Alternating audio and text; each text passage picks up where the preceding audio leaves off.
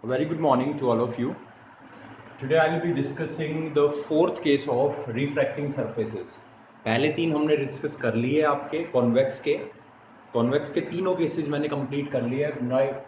Fourth आपका case discuss करेंगे and fourth case है आपका कॉनकेव सरफेस का, और इसमें पहला केस मैं आज डिस्कस कर रहा हूँ आपका रेयरर टू डेंसर। अच्छा, एक थोड़ा सा इसकी फिगर हल्की सी कॉम्प्लिकेटेड है, थोड़ी सी कंजेक्टेड फिगर बनती है, तो उसके लिए थोड़ा सा आपको फिगर को 2 बार ड्रॉ करके अपना देखना। बाकी नीचे की डेरिवेशन का प्रोसेस एग्जैक्टली सेम है जो हमने पीछे वाली 3 डेरिवेशंस में किया था। तो let's start with this derivation. सबसे पहले कॉनकेव रिफ्रैक्टिंग सरफेस की शेप का पता होना चाहिए। तो देखो, कॉनकेव लेंस हमारा कुछ ऐसा होता है। तो कॉनकेव लेंस है, अगर आप रेयर टू डेंसर पे काम करोगे तो शेप ये वाली आएगी, लेफ्ट वाली। अगर आप rare to denser to rare पे काम करोगे तो आपकी शेप ये वाली आएगी। ऐसे ही तुम्हारा कॉन्वेक्स लेंस में होता था। कॉन्वेक्स लेंस में भी हम शेप कहां से उठाते थे? यहीं से उठाते थे तुम्हारी। ठीक है, अगर मैं रेयर टू डेंसर पे काम करता तो लेफ्ट वाली बनती थी तुम्हारी शेप, और डेंसर टू रेयर पे काम किया था तो आपकी शेप राइट वाली बनी थी। ठीक है, तो लेंसेज से ही आपकी शेप उठती है। अब मुझे काम करना है रेयर टू डेंसर, तो कॉनकेव लेंस की लेफ्ट वाली शेप मैं प्रेफर करूंगा बनाने के लिए। बनाते हैं डायग्राम, थोड़ा सा इसको हल्का सा मैं यहाँ बनाता हूँ।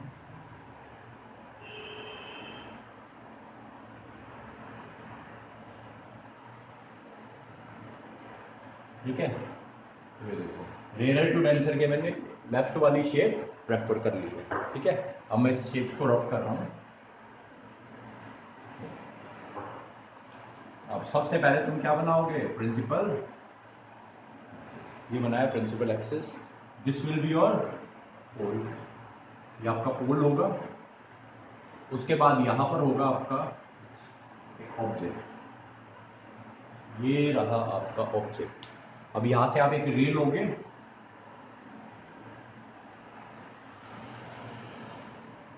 ये ले ली मैंने रे। ठीक है, पहली रे इस तरह से। अब आपको पता है आगे मैं तभी अप्रोच कर सकता हूं जब मैं क्या बना लूंगा? नॉर्मल, और नॉर्मल हमेशा पास होगा आपका सेंटर ऑफ कर्वेचर से। अब चेक कर सकते हो, शेप देखो इस तरह से, तो आपका सेंटर ऑफ कर्वेचर किस तरफ लाई करेगा? लेफ्ट की तरफ। तो यहां पे आप नॉर्मल बना सकते हो।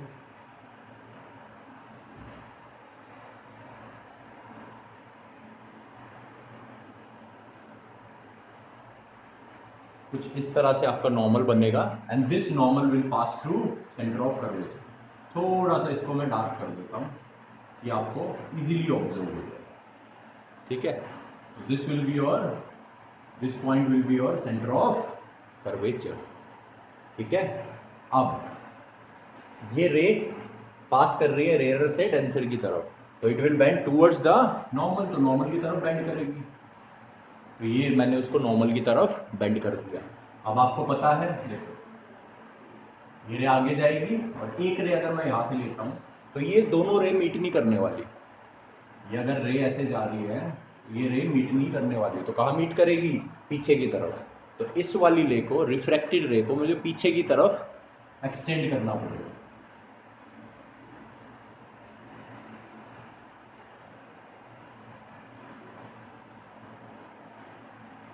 ये मैंने उसे पीछे की तरफ एक्सटेंड कर दिया, किसको? अपनी रिफ्रैक्टेड रे को। ठीक है, और जैसे एक्सटेंड करूंगा यहां पे मेरी इमेज फॉर्मेशन हो जाएगी।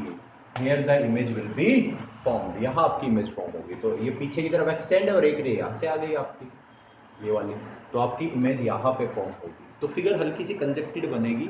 अब हमारा नेक्स्ट टारगेट होता है 5 एंगल्स को दिखाना। तो OIC ट्रिक का यूज करूंगा, अल्फा, बीटा, गामा। तो ऑब्जेक्ट के साथ अल्फा, इमेज के साथ बीटा, और सेंटर ऑफ कर्वेचर के साथ गामा। इसके बाद 2 और एंगल होते हैं, वो होता है तुम्हारा इंसिडेंस और एंगल ऑफ रिफ्रैक्शन। तो एंगल ऑफ इंसिडेंस बनेगा आपका, इंसिडेंट ये आपकी यहां पे। अच्छा, एक इंसिडेंट पॉइंट को यहां पे दिखा देता हूं, पॉइंट ये तुम्हारा पॉइंट ए हो गया, ठीक है, जहाँ पे रे सबसे पहले इंसिडेंट हुई है रिफ्रैक्टिंग सरफेस पे। अब ये ओ ए इज योर इंसिडेंट रे, और ये जो है ये आपका नॉर्मल है। देखो ये डॉटेड लाइन, ये डॉटेड लाइन है आपकी नॉर्मल। तो इंसिडेंट रे और नॉर्मल के बीच में जो एंगल होगा that is your angle of incidence, और ये पूरा एंगल बनने वाला है एंगल ऑफ इंसिडेंस, ये कंप्लीट, ठीक है, ये पूरा का पूरा बनेगा। तो ये होगा आपका एंगल ऑफ इंसिडेंस, ये पूरा आपका एंगल ऑफ इंसिडेंस बनने वाला है, ठीक है। तो आपका ओ ए सी ये पूरा आपका एंगल ऑफ इंसिडेंस बनेगा, इंसिडेंट एंगल, ठीक है। उसके बाद आपको रिफ्रैक्टेड मतलब एंगल ऑफ रिफ्रैक्शन भी दिखाना है। तो एंगल ऑफ रिफ्रैक्शन बनता है आपका रिफ्रैक्टेड रे और नॉर्मल के बीच में। तो ये देखो ये रीजन, अब यहाँ पे आप एंगल ऑफ रिफ्रैक्शन देखोगे, तो here this will be your angle of refraction. अब यहां पे इस एंगल ऑफ रिफ्रैक्शन का मेरा कोई फायदा नहीं है, इसको किसी भी तरह मुझे इस तरफ लेके आना है यहां। और वो कैसे लेके आऊंगा, एक प्रॉपर्टी होती है मैथमेटिक्स में वर्टिकली अपोजिट एंगल वाली। आपकी ये डॉटेड लाइन जो सेंटर ऑफ कर्वेचर से पास कर रही है, ये प्लस में आपकी ये रिफ्रैक्टेड रे जो पीछे की तरफ देखो एक्सटेंड की है, तो आपकी ये वाली डॉटेड लाइन जो सेंटर ऑफ कर्वेचर से पास कर रही है मतलब आपका नॉर्मल, और आपकी ये रिफ्रैक्टेड रे, इनके बीच में एंगल ये बन रहा है एंगल ऑफ रिफ्रैक्शन, और इसी के अपोजिट यहां पे बनेगा आपका एंगल ऑफ रिफ्रैक्शन, उसी के इक्वल होगा वर्टिकली से। तो ये वाला आपका बन जाएगा एंगल ऑफ रिफ्रैक्शन आर। तो आपका जो एंगल होगा ना I A C this will be your angle of refraction. तो ये फिगर बनती है आपकी किसकी, for a concave refracting surface. एक छोटी सी चीज रह गई है बस बनानी, वो आपको पता ही है, नॉर्मल आपको बनाना है ए पॉइंट से, ठीक है। ए पॉइंट से नॉर्मल बनाओगे ना परपेंडिकुलर, पिछली 3 डेरिवेशन में भी बनाया था। तो यहां से आप नॉर्मल बना दोगे, ये बना दिया मैंने normal A M, this will be your normal. अब आगे काम मैं शुरू कर रहा हूं। तो आपकी फिगर में ज्यादा बस हल्की सी फिगर कंजेक्टेड बनती है, आप पेपर पे अपना बना के देखो 2 बार, अगर कोई डाउट आता है तो यू कैन आस्क, ठीक है। अब मैं स्टार्ट कर रहा हूं विद द डेरिवेशन। तो तरीका अपना अप्रोच वही सेम रहेगा, ये आपका refractive index μ1 and this will be your μ2। तो सबसे पहले आपको काम करना है ट्राइंगल से आई और आर की वैल्यू निकालनी है।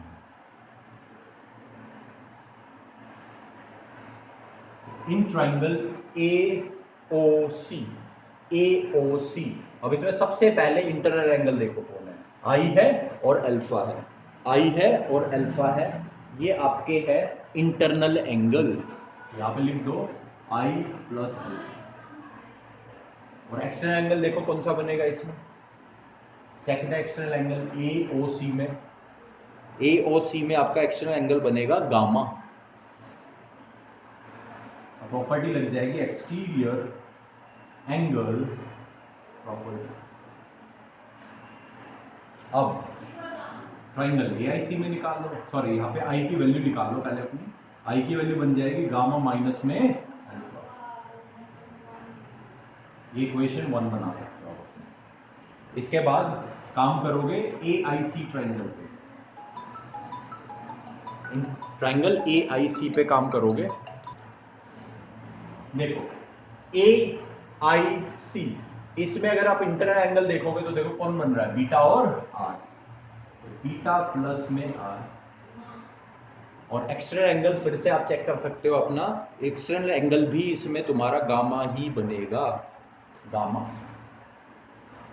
तो ये हो गया आपका वही प्रॉपर्टी एक्सटीरियर एंगल प्रॉपर्टी।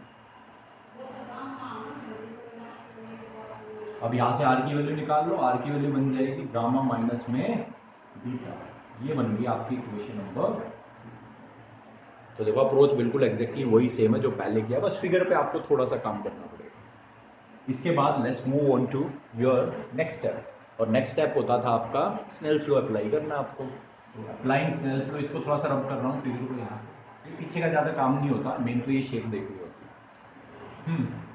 तो यूजिंग स्नेल्स लॉ या अप्लाइंग स्नेल्स लॉ,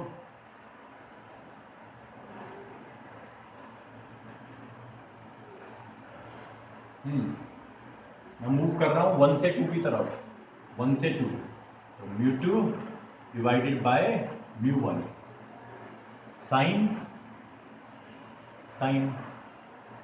अब μ1 पहले वाले में है आपका एंगल ऑफ इंसिडेंस यहां, और एंगल ऑफ सेकंड में एंगल ऑफ रिफ्रैक्शन बन रहा है। अब इसके बाद स्टेप होता था एंगल्स आर स्मॉल, इस प्रॉपर्टी का यूज करते थे, तो हम लिखेंगे एज एंगल्स आर स्मॉल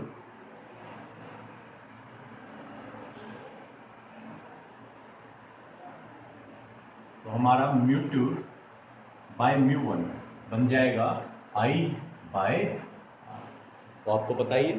अब इसको क्रॉस मल्टीप्लाई करोगे, μ2 इंटू में R, μ1 इंटू में I। अब वैल्यूज पुट कर दोगे इक्वेशन 1 और 2 से, तो μ2 R की वैल्यू है आपकी गामा माइनस में बीटा, और I की वैल्यू है गामा माइनस में, ठीक है। तो गामा माइनस बीटा उस तरफ आ गया, गामा माइनस अल्फा, यहां तक हो गया है। इसके बाद फिर से एंगल स्मॉल वाली का यूज करते थे, तो एज एंगल्स आर स्मॉल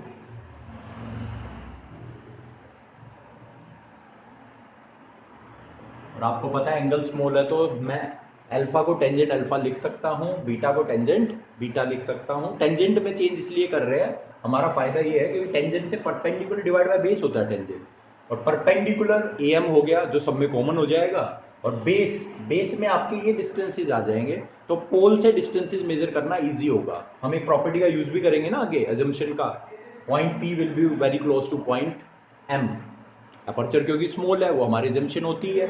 तो अब मैं यूज कर रहा हूं यहाँ पे, तो μ2 ये बन जाएगा टेंजेंट गामा माइनस में tangent beta is equal to μ1 tangent gamma minus में टेंजेंट पा। अब इसके बाद फटाफट वैल्यू पुट कर दो, तो यहां आ गया आपका μ2 टेंजेंट गामा चेक करो, तो ये ट्राइंगल देखो ACM ट्राइंगल में गामा बनेगा AM अपॉन में MC।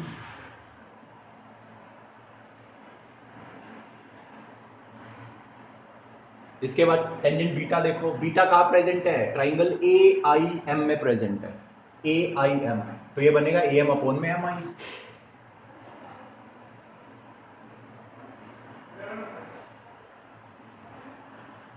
टेंजेंट गामा ऑलरेडी निकाल लिया था, AM अपॉन में MC, माइनस में टेंजेंट अल्फा, अल्फा देखो प्रेजेंट आपका AOM में, अब वहां पे टेंजेंट अल्फा बनेगा AM अपॉन में MO।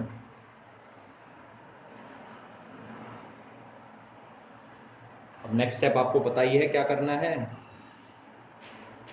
चीजों को कैंसिल होती है तो कैंसिल करेंगे, तो AM कैंसिल हो जाएगा, AM कैंसिल हो जाएगा, AM कैंसिल, AM कैंसिल, और इसके बाद आप यूज करोगे अपर्चर स्मॉल वाली प्रॉपर्टी का। जब अपर्चर इज स्मॉल, वो अजम्पशन थी ना हमारी थर्ड, तो एज अपर्चर इज स्मॉल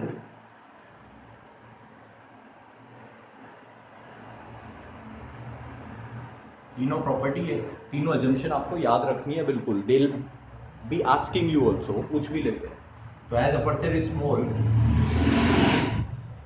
पॉइंट M हमारा ऑलमोस्ट इक्वल हो जाएगा P के, तो जहां भी M है वहां पे आप P लिख सकते हो, तो ये आपकी इक्वेशन कन्वर्ट हो जाएगी। तो इस तरफ का मैं रब कर रहा हूं,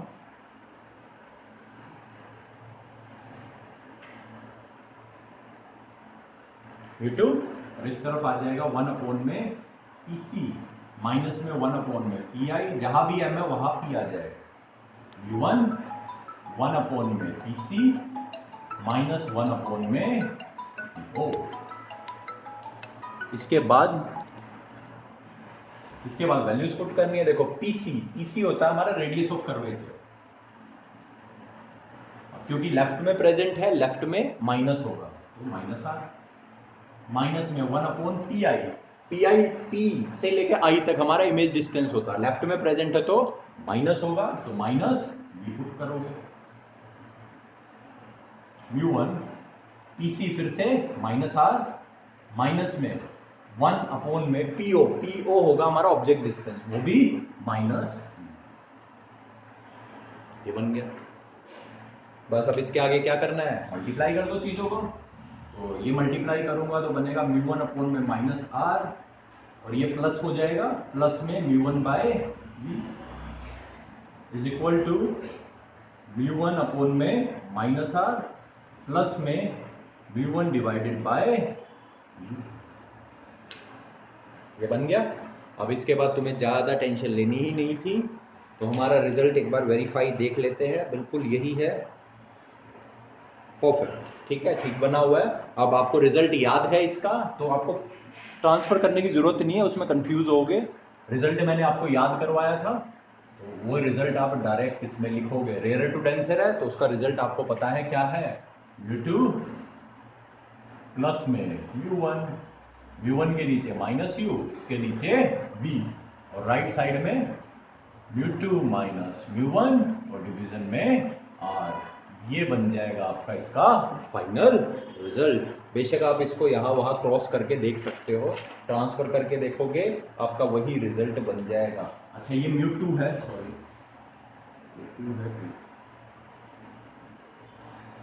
ठीक है, ये 2 था इस तरफ, यहाँ 1 है, तो यहाँ म्यू2 आ जाएगा, यहाँ म्यू2।